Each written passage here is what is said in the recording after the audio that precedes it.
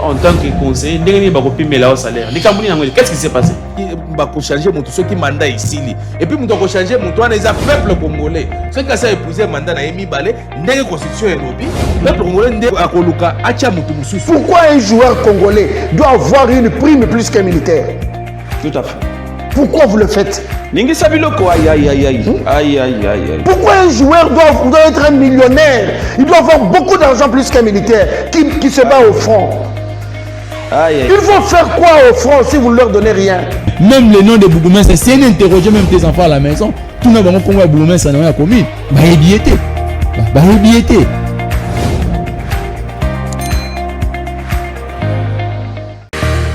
Merci beaucoup na Plamedi Wizi.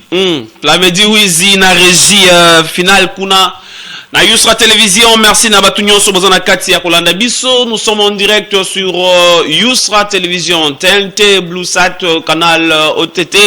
Bino so bozana kati ya kolanda biso. Rendez-vous national na biso. Émission Esakola ezalaka bongo chaque lundi, mercredi et vendredi, nangonga ya 12h juste, tobandaka émission na biso pote babongo kosolana o Italie Congo. C'est le Congo qui nous intéresse. Congo des allocations l'héritage na biso. Merci na baignon sur bazana katia kolanda biso en direct. Ba bazana katia ko partager ba live na biso. Yannick Diasia depuis Mikilia Poto. Salutations spéciales. Merci beaucoup na la femme Salon mon cœur, hein, Rachel Mbola et na Bombi Kombo. Merci, salutations à toi, madame mon épouse. Ndengozana kati ya Kolanda biso bo aimé bo partager pe ba live na ba billion so bozana kati ya Kolanda biso bo tapoter na TikTok compte TikTok na biso 650 et Sakola bokuta émission na biso lelo to kolobela likambo etali ki sasa après mvula ki sasa après mvula. Situation yo bato bavivaka na Kinshasa après mvula yango ekomi ko inquiéter. Finalement to vivre ndengani na mboka oyo mvula beta to beta lisusu te. Et ceux qui mvula zo beta te na mboka oyo bato ko vivre ndenge nini? Bato ko respirer ndenge nini? Et quels sont les dégâts oyo bato bakomi ko constater na moi lelo ata mvula ya mukeka soke beti. Je crois que le téléphone est bizarre au fond à un moment donné to pesa bino ningisa ya ko benga. Depuis commune aux Anakata Rolanda Biso, depuis ici aux Anakata Rolanda Biso, pour opérer biso lecture, il y a secteur Nabino, ceux qui voulaient et Betty, Makambo, Mona Akuna, Makambo, Viva Akuna. Parce que Biso, Moussala Nabiso et Sakola, ils allaient rabongo à ko interpeller par autorité, ko yebisa bango, ko rappeler bango devoir na bango. Oye na bango, oye sengeli bango basala, ba na rosala yango pour na bien-être ya ba Congolais. Bisika intérêt ya mboka na biso Congo ezali ko kutana biso et Sakola. Tozalaka wana po na koyeba bongo ko défendre yango. Mutu nyonso azali ko bundisa intérêt ya mboka na ngai Congo. Ngai Sakola musala na nga na kozala nde wana ko kutanga na nzela na ye. Pona ko telemele pe pona ko dénoncer parce que le Congo est le seul héritage tozali na yango to kotikelaka ba génération future. Seul héritage biso to kotikelaka bana na biso ezak mabele ya Congo. Ezali mboka ya Congo. Alors nous avons intérêt à bien gérer la République. Nous avons intérêt à bien gérer la chose publique. Pour être mboka Congo et babongo kotikala na mobimba yango ndenge nzambe ya bakoko apesela biso yango ndenge nzamba Simon Kimbangu apesa biso yango ndenge nzambe ya fils de l'homme Messiah ndo wazana kati ya Holanda biso apesela biso yango ndenge nzambe pe ya Taonda apesele biso mboka oyo le Congo ezali mboka moko esengeli batu nyonso baye babongo kozala l'aise va se retrouver na bayo bazana kati ya kosala. Merci beaucoup Yannick Diasia, merci na bayo bazana kati ya Kolanda biso. Nous sommes en direct mais bien avant to kota na sujet na biso Doudou Famba Likunde Libotai, l'excellent ministre et gouvernement soumis à deux azana kati ya continuer kosala musala na ndenge longo bani. Nous ici nous disons félicitations à bravo na le jeune ministre Doudou Famba Likunde Libotai oyo piazana na kati ya kosala ba effort ebele pour na ko répondre na devoir oyo gouvernement soumis noa et ba ki bongo na ko signer boyebi que grâce ya Musala Makasi ministre des finances et République démocratique Congo na kati ya kosala aujourd'hui ndenge tona na kati ya kolobana bino boye loi ya finance pour un exercice il y a 2026 ils allaient qui bon déjà adopté qu'on en assemblée nationale ils allaient qui présenté et puis défendu et pas il y a premier ministre madame Judith Suminwa kasi ouais bah que travail à fond pe ça demande ma kasi et si oyo wapi avant premier ministre madame Judith Suminwa allait capona ko présenter pe ko défendre projet à loi ya finance Doudou Fambali Koundé azalaki devant ba élu car na semaine au tikoleka pour na koyeba bongo ko présenter bango ezalaki rapport ndenge ba benga yango ya ndenge nini mosolo ya loi ya finance ya exercice 2024 ezalaki géré donc et puis assemblée nationale ebaki bongo na ko adopter musala nyonso oyo Doudou Fambali Koundé ebaki bongo na ko présenter et bango voilà bravo et félicitations na l'excellent ministre ya gouvernement souminois oyo azana kati ya kosala manso pona ko répondre atako ba retard ya kokoso ezako continuer komona na makambo oyo etalaki paye ya ba fonctionnaire mais to yebisaki bino le pourquoi retard wane monanaki c'est-à-dire Doudou Fambali Koundé a mis pesaki na exercice ya koluka kolandela ko évacuer to ko elage ba fictif batu oyo ba doublon batu oyo baliaka ba 2 3 4 5 salaires mutu moko azoli 3 4 5 salaires alors batu oya bongo to yebisaki bino ngo récemment que mbongo oyo bandaki ko yiba république ezalaki na valeur ya 11 milliards de francs congolais grâce ya musala grâce ya vigilance ya Doudou Fambali Koundé libotai ayebaki bongo na ko saisir VPM ya fonction publique balandelaki makambwana na profondeur ils ont découvert qu'il y avait à peu près 5 millions de dollars o ezalaki ko kende na ba poche ya batu musu do mutu moko aliaka 4 5 salaires yemoko et pourtant ba non payé pe baza ebele esengeli ba canaliser mosolo wana pona ko futa pe bango baza pe na ba droit tant mutazana kati osala musala esengeli afutama donc vraiment bravo na ministre ya finance Doudou Fambali Koundé libotai voilà. De l'autre côté, na conseil économique et social, na conseil économique et social, ba conseil de la République, bazala ki na plénière mokolo hier, bipai wapi na bokambami ya président, ya institution oyo, le sage de la République Mwanamboka Jean-Pierre Kiwakana Kimayala, ayeba ki bongo na ko présider plénière oyo wapi ezalaki na 4 points à l'ordre du jour à peu près 4 points oui point le bosso ezalaki adoption ya ordre du jour point mibale ezalaki lecture ya PV ya plénière oyo lekanaki bokolo mois jeudi la semaine passée troisième point ezalaki point oyo ya audition il y a présentation, il y a le ministre où azali na charge il y a relation avec le parlement où ba invita qui local expert na domaine il y a aménagement et territoire hein maître Guy Loando Mboyo azala qui invité il y a ba conseil de la République et si ka wapi amekaki ko etalele ba conseil de la République le lengekani territoire et République démocratique du Congo esengeli ezala aménager pour na ko tondre aussi na ba enjeu ya développement mboka Congo ekola et comme pendenge ba mboka misusu ezalaka ndenge pe ba mikili misusu ezalaka c'est que j'avais aimé beaucoup plus na monaki Guy Loando Mboyo ko expliquer na ba conseil de la République ko yebisa bango ke souci ya mokonzi mboka souci ya biso gouvernement ezali ya koluka ko améliorer milieu nyon sur la République démocratique du Congo et que est comme viable mutu pe akolongana na Kisasa akesa la mariage na yata na Bujala kuna a préféré que ça le mariage na Bujala par rapport il y a ba infrastructure par rapport il y a paysage par rapport il y a biodiversité au mboka na biso zali na yango c'était vraiment échange moko très riche na rotika bino bolanda quand même moi extrait il y a élément auto ça qui bino pona kotala ndenge nini ba conseil de la République ba échanger qui na ministre d'état aux zali na charge ya relation avec le parlement et puis quatrième point pour reçu qui ça ils a des bongo divers tous on a régie bongo to zo élément auto ya kozonga to continuer mission na biso. À cette occasion nous avons pensé aux collègues de la DSI de la salle. S'inspirer na vécu ya ba Congomani pour na koyeba bongo ko proposer ba avis na ba institution de la République pour na souci moko ya koluka ko améliorer ba conditions de vie sur le plan socio-économique et République démocratique du Congo moko ya ba mission principale oyo wapi ba conseil de la République na kati ya conseil économique et social na bokambami ya président ya institution oyo Jean-Pierre Kiwakana Kimayala le sage de la République baye bakabongo na kosala pour na soutenir ba institution en place. Plénière ya mardi 18 novembre 2025 oyo ezalaki bongo na 4 points à l'ordre du jour. Point ya liboso, adoption ya ordre du jour. Ya mibale, ezalaki bongo, audition et lecture ya PV numéro 09, ya plénière ya jeudi 13 novembre 2025. Bongo, troisième point, ezalaki nde bongo.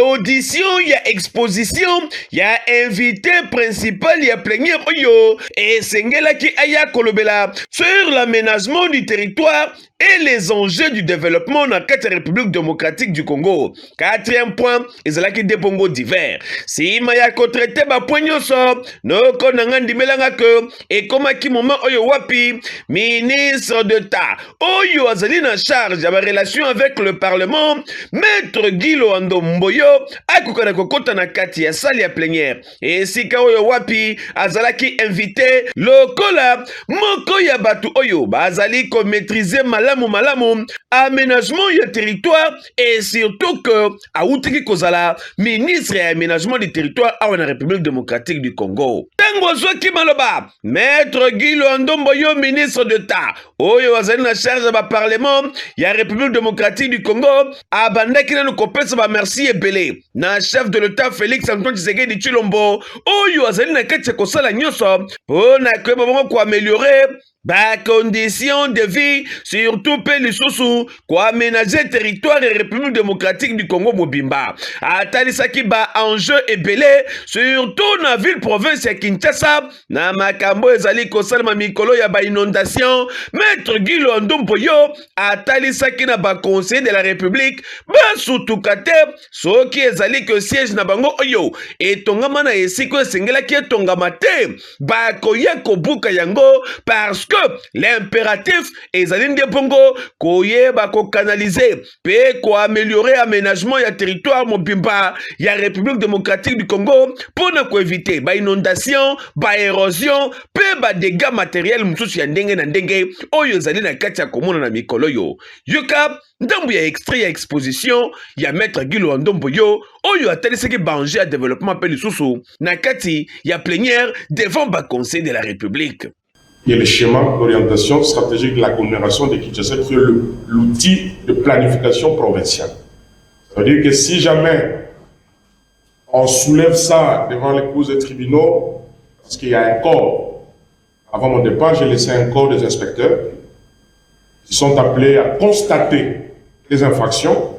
C'est un peu les officiers de police judiciaire à compétence restreinte. J'ai formé toute une brigade qui porte derrière mon nom, j'ai eu ce privilège qui sera porte mon nom.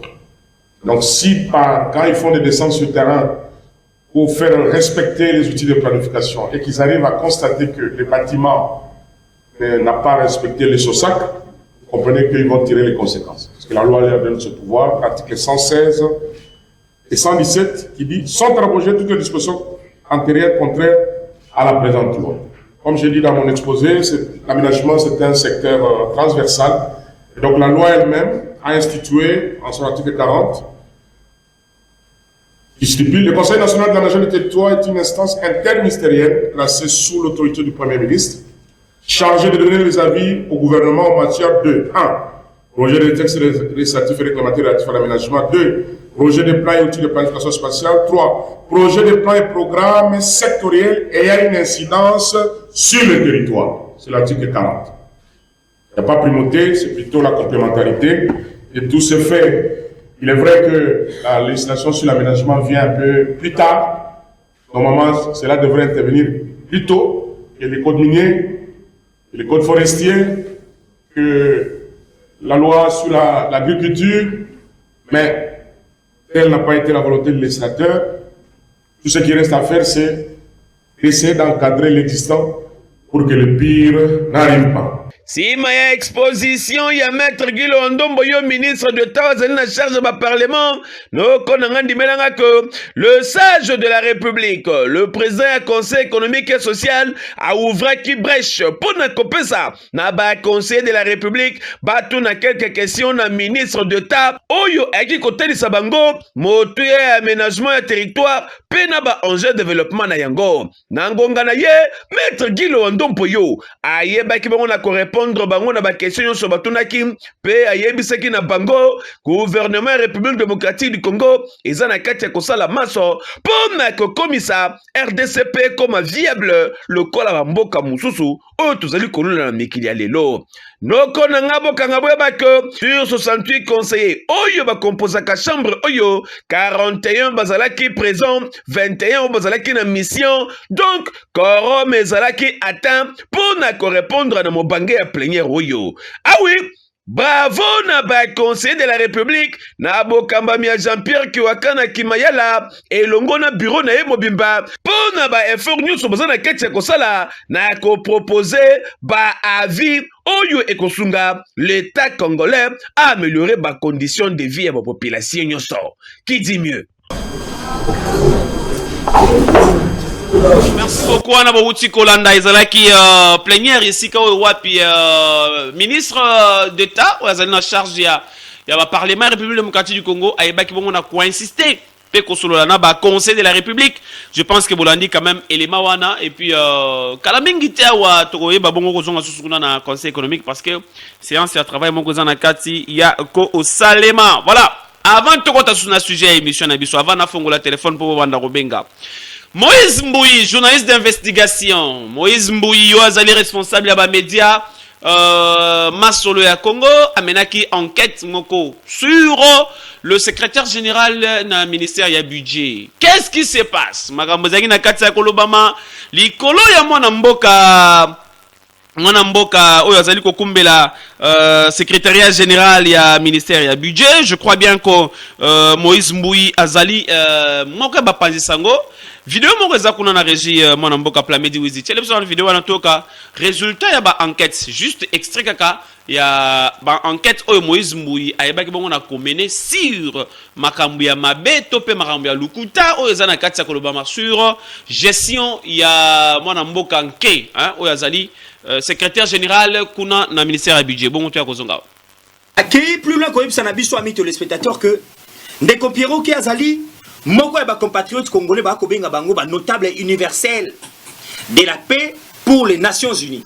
Donc tangu Pierrot ki abimaka akei net na mikili ya poto akei na États-Unis Amérique to na Afrika ba yambaka ele kola membre to notable universel ya paix pour les Nations Unies na compte la République démocratique du Congo. Azali bongo représentant la République démocratique du Congo toi représentaka na 71e session ordinaire et assemblée générale il y a Nations Unies sur les commerces à New York. Azali bongo membre et à commission mixte chargée à la dépense et urgence, il y a ministère, il y a finance et budget. En même temps, azali sous membre, il y a troïka technique, il y a ministère, il y a finance, budget et la banque centrale. Membre de la commission, il y a harmonisation de la dette publique dans le ministère de la Finance. Simbal soit Zali Bongo, membre Ndeko Pierrot qui balobe Zali parvenir. Bon que nous retournons dans la société dans Zali Kotanga Bakombo parce que Zali enquête. Zali membre de l'Assemblée générale, il y a Jekamine, il y a Snelsar, il y a SCTP, il y a Sonaïdro. Azali Bongo sous membre, il y a harmonisation, il y a facture, instance, il y a office pour la régie des eaux et la SNEL. Ndeko Pierrot. Alors, pour nous aussi les amis téléspectateurs, parce que nous avons un abus sur la carte, bato ebele ba ko sala ba critique mais ali pasi pour na likambo etali publication. Ndeko wana suka ki bongo te a publier ba ouvrage pe ebele. O ezali ya ko vérifier na kati ya mboka. Azali moko ya bato a publier ouvrage na kombo na ba publication a sali. Il y a technique de travail de faire chez les techniques de travail de faire chez les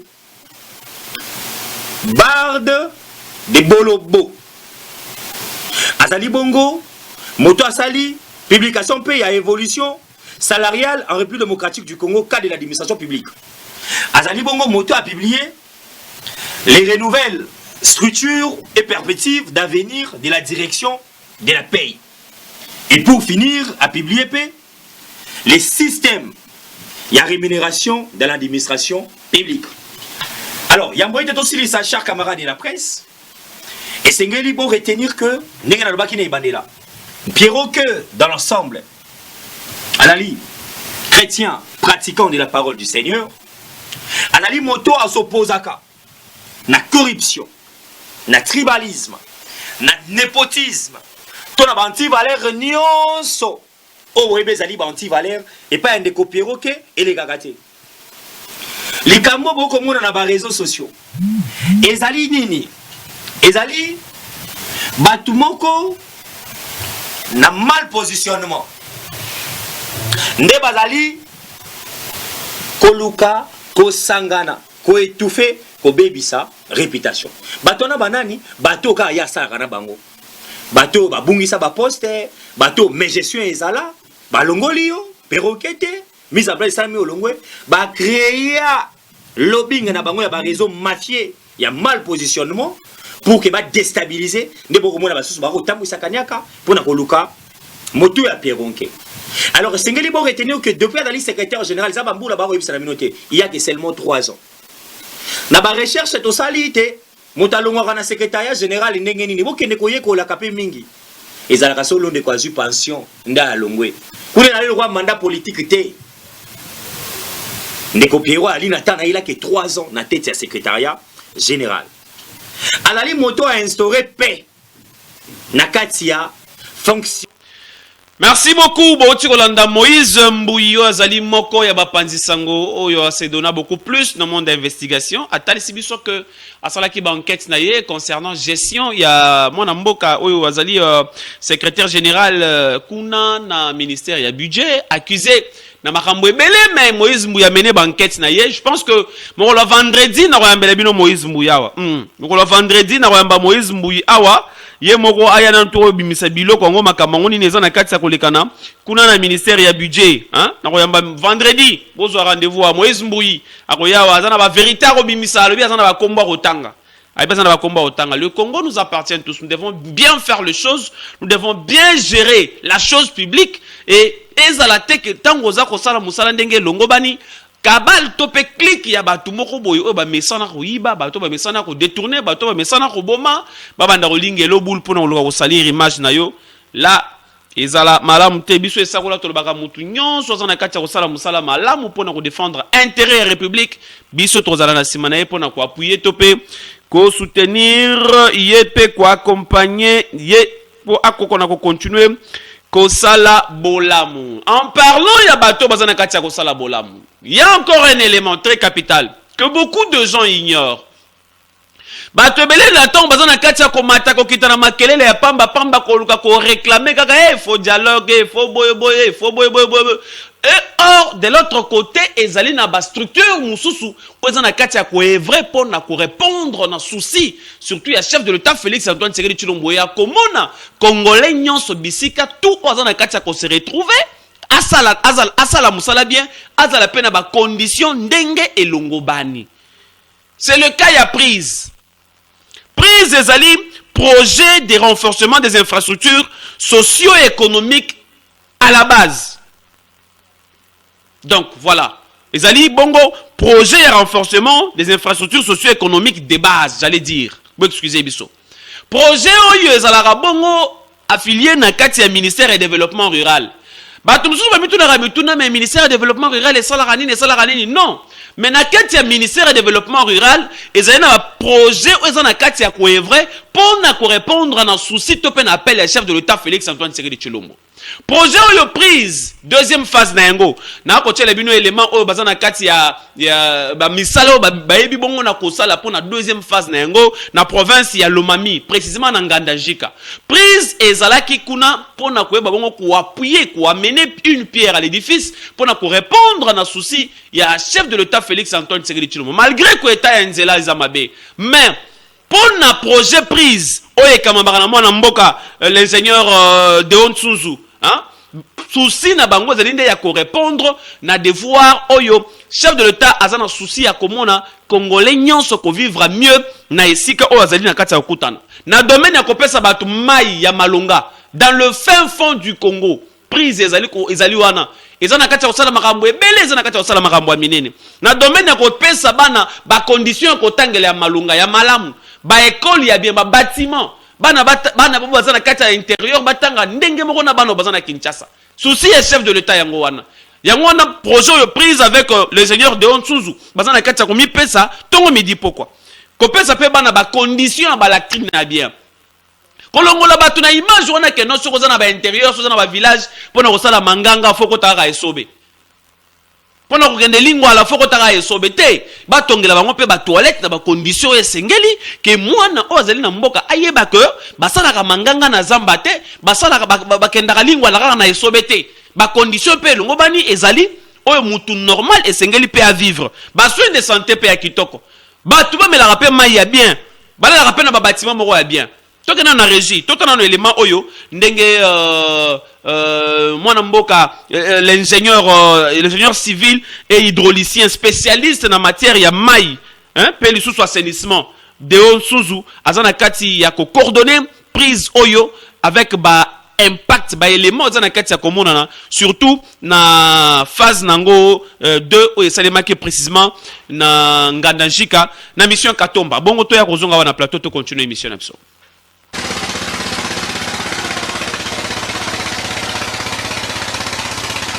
Lomami est l'une des provinces de la République démocratique du Congo. Elle est parfois décrite comme étant enclavée et confrontée à des défis d'infrastructure, en particulier sur ses routes. Une description qui n'a pas empêché la détermination de la coordination du projet de renforcement des infrastructures socio-économiques de base, prise, dévolé au secours de la population de cette partie de la République démocratique du Congo.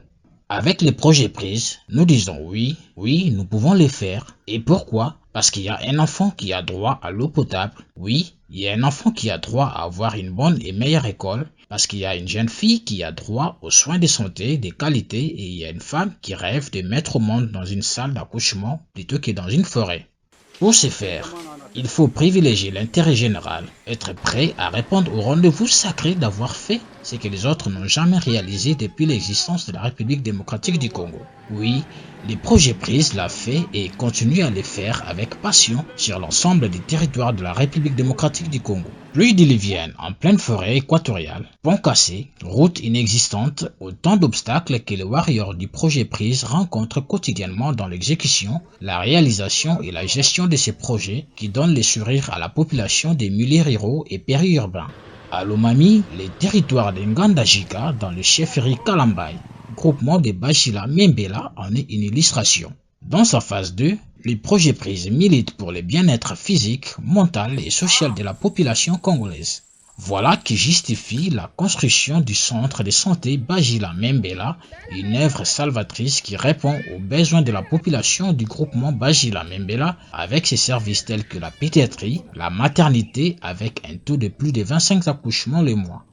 Avec un nouveau centre ici, on va aller jusqu'au-delà parce qu'on va recevoir le malade qui vient dans d'autres aires de santé, qui va suivre seulement la beauté du bâtiment et la qualité des soins qui sera là. J'ai déjà fait le plaidoyer pour qu'on nous ajoute d'autres infirmiers, les matrones et les médecins. Poursuivant sa quête pour le bien-être de la population d'Ngandanjika, les projets prises rend son apport de plus en plus complet avec la construction d'une école moderne dans la mission catholique Katomba. Dans la cité Kalambay, des bâtiments pimpants neufs viennent remplacer des vieux bâtiments datés de l'époque coloniale. Des toilettes pour filles et garçons en passant par le bureau du directeur de l'école jusqu'au bâtiment des salles de classe. Les projets prises fait ce qui n'a jamais été fait dans la mission Katomba. Les moyens qu'on utilise, c'est les moyens, le véhicule. L'entreprise a ses véhicules. Maintenant, par rapport à la route, c'est ce qui nous pose un peu de problèmes. Des fois, on peut attendre que les matériaux nous arrivent si la route n'est pas en bon état. On attend et c'est ce qui nous a même poussé à ne pas finir dans les délais du projet. Parce que la route nous pose vraiment un problème. Avec les matériaux, ça dépend de la route. Ça peut nous prendre une semaine. Si ça bloque, il faut aller trouver un autre véhicule, venir ravitailler, tout ça, comme ça. À quelques mètres de l'école, prise à assainir les milieux de travail de la population de Bajila Membela par la construction d'un espace à vivre où l'on retrouve les pavillons d'étalage, le magasin, les moulins, l'abattoir et d'autres espaces qui permettent à la population bénéficiaire de cesser avec les vieilles habitudes. Merci beaucoup. On a beaucoup de Kolanda Ezaline de Bongo Misala Ozana Katia ko Salema na projet prise, projet prise aux alliés kuna na ministère du développement rural coordonné par l'ingénieur Deon Sunzu. Moi na mboka Ozana Katia ko sala maso pour na koyeba bon ko répondre ko pesa pe sourire na bande ko na biso bazana fin fond ya mboka. Ko pesa pe sourire na bande ko na biso bazana Katia ba village. Ba bibil ba activité zebele ba élément zebele au projet prise azali ko répondre kaka na ba village té voire même na ba ville. Les lobos sont au na Mujimai. Projet prise et saliba station ya mai ba château d'eau ya minene. Oyo comme les locaux servir ville ya Mujimai. Na kati ndento na kati ya boy da mikoleko ya ba kananga ba ville mususu voire même na ba Goma projet prise et kokota pour na ko répondre na devoir ya population parce que zali moko ba mission. Oyo gouvernement république et bon na quoi signé bango webi que projet prise oyo et bénéficiera beaucoup plus dans soutien il y a Banque africaine de développement yango et ça la 2 fois que misala mususu qu'on a kosalema na lombango aussi na appui ya gouvernement na biso pour nous répondre na souci puis bien-être il y a ba congolais en parlant de souci ya bien-être ba congolais il y a aussi na bato bana ka tsala makambo bien o esengeli ko encourager ouais justement récemment je vous ai dit je vous ai parlé dans l'accès qui bino pe ba photo na ye c'est le cas de madame Véronique de Kasala Tendai ouais responsable ya Miss Indépendance madame est là maman o bozana katia komona bazana katia ko sala makambo ya makasi na mboka na biso Congo azana katia ko soutenir jeunesse azana katia ko soutenir bilenge o bazana na posa ya ko kende pe liboso ko lukaka pe moi 1 franc moi 10 francs dans la vie. Miss Indépendance, vous allez organiser chaque fin du mois de juin à la République démocratique du Congo. Premier, il y a Miss, na deuxième, na troisième, va bénéficier à cas. Et pas à maman, vous allez comme on a Véronique Kasala Tendai, responsable des restaurants le 19 qu'on a la commune à Gombe. Bah, salutations madame, félicitations madame Véronique Kasala. Pour na makambo na katia osala. Premier, il y a Miss Oyo Azwaka opportunité, il y a aucun bah vacances. Na mikili poto ba pesa kaye fond oyo wapi sengeli banda ko sala moi quelque chose na ye ba lukela kaye pe musala oyo wapi ko zuwa ye pe en charge pour ye aluka pe engager pe batu nyonso oneza ba initiative louable oyo dame de feroza na kati ya osala c'est ici to ko interpeller conscience ba politique mususu bino bato boza na ba positionnement bien il faut ko landa ba lokolo pe ko landa pe quand même le lenge ya mutema malamu ya ko sala o ba mususu bazana kati ya ko talisa. Ici, moi, je m'avais interpellé directement le professeur Modeste Bati. Bah, maman lokola ba Véronique Kashala oyo baza batu. Ya ko soutenir na ndenge longo bani po azala na gouvernement mais tala maramoza na katsa kosala. Azala ko sans soucier na bien-être. Ya ba jeune, surtout ba jeune fille mère. Oh ba fille oh abota espoir à vie azala susté ya encadrer bango. Aluka ndenge nini ya ko récupérer bango ko kotsa bango na ba classe ba ba formation. Nzambe talela biso madame Véronique Kashala Tendai. Talela biso ye bisika azali. La salutation, nous sommes à la kati osala ezana kati ya koyokana. Tokokutana kaka un jour. Voilà. To continue sujet na biso. Kinshasa na biso après mvula. Kinshasa na biso après mvula. Qu'est-ce qui se passe na Kinshasa? Téléphone na biso efungwa bi. Pourquoi na Kinshasa so kaka mvula ya muke beti? Il faut inondation et salemo. Ndeko moko akomelinga na moni maman moko voilà maman nani maman je sais pas si je vais encore me tromper le nom maman moko akomelinga wa aipsinga ba responsabilité zali partagée voilà maman cadette calenda et mutazana kati ya kolanda biso en direct na TikTok alobi ba responsabilité ezali partagée. Qu'est-ce qui fait que à chaque moindre vula na Kinshasa il faut ba balabala nyonso etonda mai? Qu'est-ce qui fait que Mboula Kataya Mouketu Kaka Megi Kobeta, il faut ba balabala etonda mai? Nous sommes en direct. Bandeko bazana kati ya kobenga biso. Ndeko mboto obengi biso api ko monani.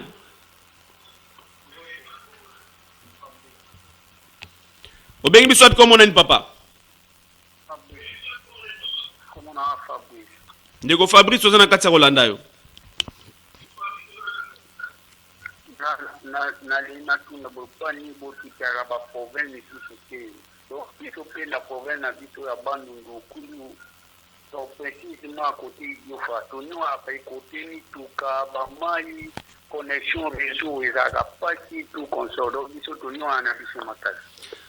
Merci beaucoup Ndeko Fabrice. Je vous annonce déjà que d'ici le mois de décembre na kozala na Bandunduville pour na koyeba bongo la kosala ba enquête kuna. Toko ya na équipe na biso to kozala kuna na Bandunduville. Merci beaucoup Ndeko. Obengeli biso à partir ya wapi? Awa na jana parti à précisément na kana Ishata na yaki voyage na zo. Merci beaucoup Ndeko Nangai. Je vous annonce déjà que d'ici fin de l'année, tu as Bandunduville. Je crois que sur le Bengi Bisso, tu es en contact pour te développer. Quand tu as la macamné, tu as la province. D'accord, merci. Merci beaucoup. Nous sommes en direct. Comme message na yo topé au Bengi au PC point de vue na yo par rapport à la situation ndenge zana kati ya kolekana. Par rapport à mbonga na biso ki sasa na biso ndenge zana kati ya kotambola ndenge zana kati ya komona. Qu'est-ce qui fait que soki kaka mvula ya muke beti na Kinshasa, il faut inondation et salema. Il faut batu balela. Il faut bandako ya batu edinda. Est-ce que ba construction anarchique oyo lelo balancer politique ya kobanda kobuka et koko zala manko ya ba élément ezali à la base. Topé quelque part responsabilité eza kozongela pe bandeko na biso ba ko bwaka biloko na bakanivo bandeko na biso ba ko bwaka ba fulu na bakalamu. Ici conscience na biso moko pe ba congolais sengeli sala. Bien que la responsabilité ezali partagée. Bien que la responsabilité ezali partagée. Mais est-ce que politique ya kobuka bandaku onde bazana kati ya kobuka boy serait une solution? Pour na kosilisa ba inondation? Pour éviter les dégâts et ça les marques après vous là.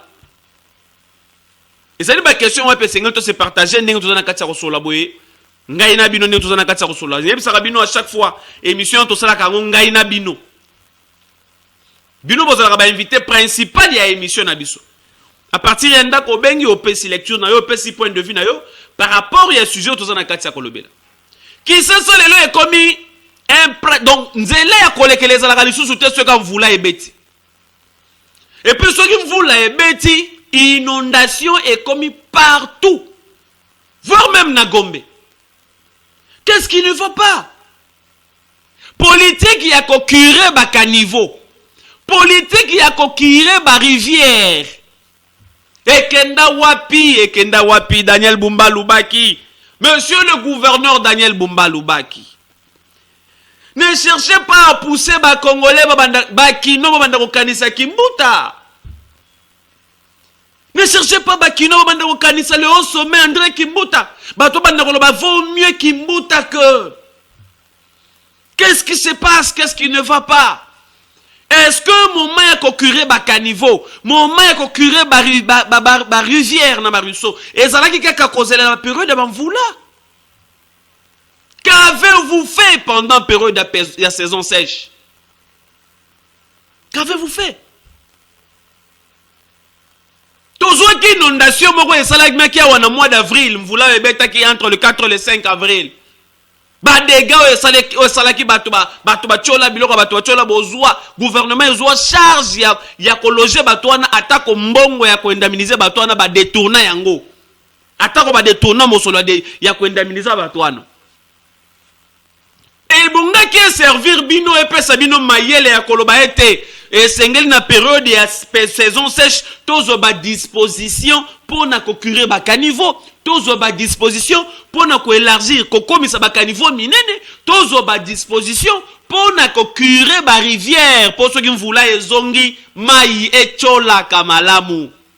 Est-ce que Kinshasa ezali seul mboka na monde o wapi ceux qui mvula enoki il faut que mai etonda na balabala? Non, je vais dire non.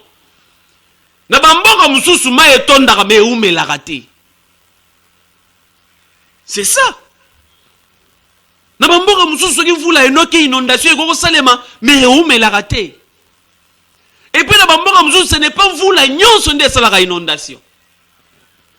Ça doit aussi vous interpeller, chère autorité. Mais vous êtes concentrés où? Makanisi na bino ezali wapi? Makanisi na bino ezali na bipai wapi? Makanisi na bino ezali na nini? Et quand est-ce que vous allez trouver la solution dans Babylone lokola oyo? Ngandeko Jigal Ndomai. Après, hein, d'après nga, ville Bisika ebele ezalaka mal placé. Ville Bisika ebele ezalaka mal placé. Ndeko merci beaucoup ndeko zana kati kolanda biso. Na message non ndeko komeli biso mais te comprendre pena contexte ndeko komeli yangote. Ville Bisika ebele ezalaka mal placé, c'est-à-dire quoi? Bandako ba construction anarchique eza ebele. C'est-à-dire nous devons encourager quand même politique, il y a démolition, il y a ba construction anarchique pour nous permettre quand même que bateau vivre dans ma condition d'engue sengeli ou comment. Façon comme le message na yo, il y a un des accoutures de biso to mituna ba question ebele ebele. Il y a un des accoutures de biso to mituna ba question ebele ebele wana. Tout ça pena ba message mususu bande bazana kati ya komela biso wa en direct ça ba message mususu to rotanga pour te bandenge nini ya ko répondre yango. Mais sinon nous devons réfléchir. Nous devons réfléchir. Qu'est-ce qui manque dans ma politique ya mboka na biso Congo? C'est juste question à volonté politique. Chère autorité, c'est juste question à volonté politique. Regardez seulement l'exemple Oyo. Mokonzi mboka Félix Tshisekedi azui ya kotonga. Kosala banzela ya minene. Kosala banzela ya sika. Pour être Kinshasa on a reçu moins fluidité na circulation. Aujourd'hui tout le bateau na rocade. Rocade erotika la nzela moko boyelembo moko ya danger ya munene. Lelo commune ya Ngiringiri, commune ya Kasavubu, commune ya Bumbu, commune ya Makala. Parce qu'on bénéficie de ba makadam, oyo ekotika la ba souvenir ya makasi.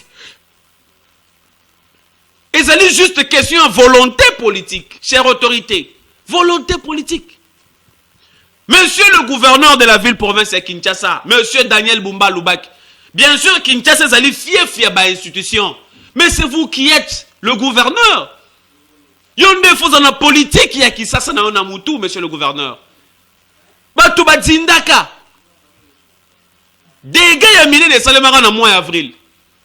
Mais aliro ban vous les bandeli sous micro et remis au bangisa. Quelle est la politique Oebino Botia en place? Quelle est la politique Botia en place?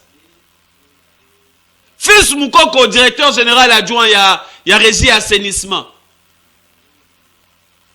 Depuis Ozawana na Moussala Papa, assainissement, c'est le langue wap. Monsieur le DG ya Fils Moukoko. Ba responsabilité mususu ba ko pesa bino il faut tala yo moko moni penangi oyo na ko kapui na ko sala. Oyo pe o moni ko te ko sala te en tout cas le bi ngai na démissionner. Par exemple,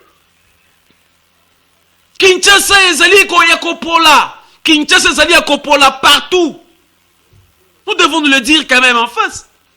Et bon nous toloba.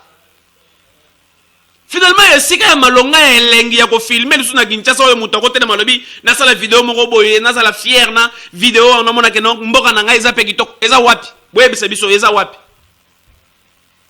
na Kinshasa eza wapi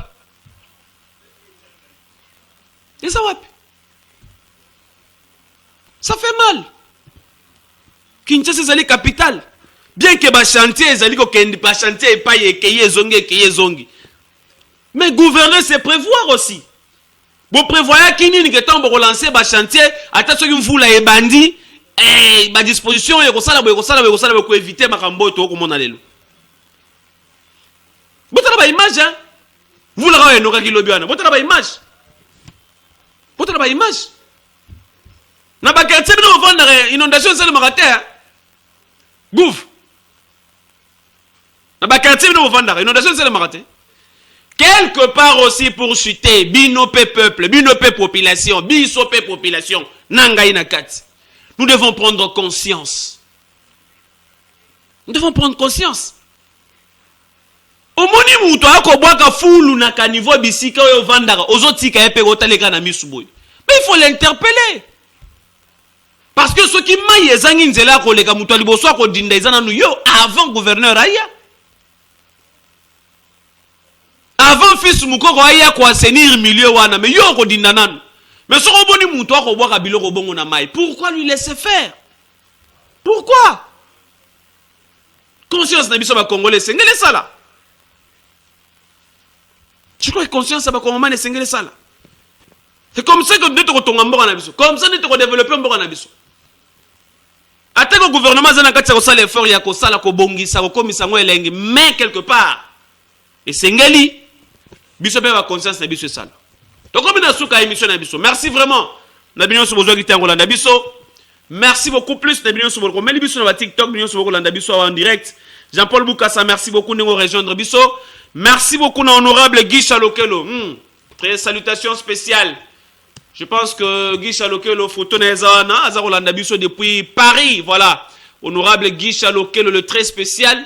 Wazana Katsa Rolanda et Sakola peut soutenir et Sakola depuis Mbore à Paris à l'Obi Bakalamingite na Kinshasa na mois de décembre awa Marambo Rosala show de la part à ma gloire Kembo salutations le très spécial honorable Guy Chalokelo émission et Sakola Mokoloma le Sili et Sakola Mokoloma le Sili merci na Binyo Sobolanda Gibiso Binyo Sobokomela Gibiso Binyo Sobokomela Gibiso merci na Plamedi Wizi merci na directeur général Pegintas le Terminator merci aussi na Junior Malaïsa le boss pour na cadre Kitoko.